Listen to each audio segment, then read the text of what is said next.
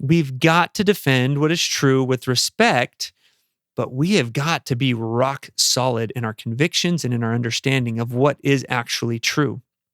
We need to know what separation of church and state actually means. We need to know what the intent of the Second Amendment was when it was passed.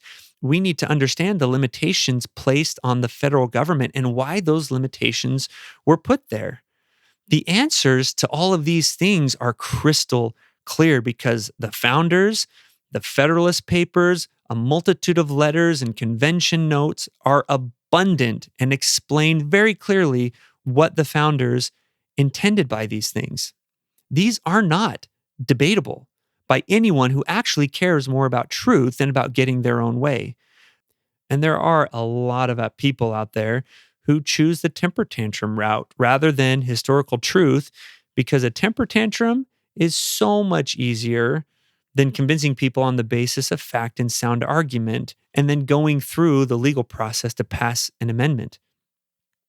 If you don't like what the First Amendment says or the Second Amendment or the limitations placed on federal government power, this is, at least for now, sort of a free country.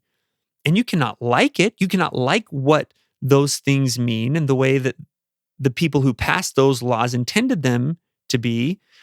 You can hold peaceful rallies to try and get people to support your cause and your beliefs. You can present your facts, and you can even present your lies to your followers in an attempt to persuade them to your point of view. All of that is allowed in this country.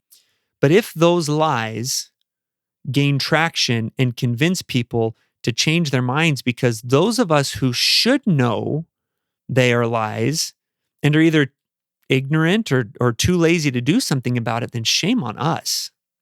This week in school, our devotional virtue was honesty. And one of the things we learned about honesty is that, yes, it is intentionally telling a mistruth, but dishonesty is also allowing somebody to believe something is false by our silence.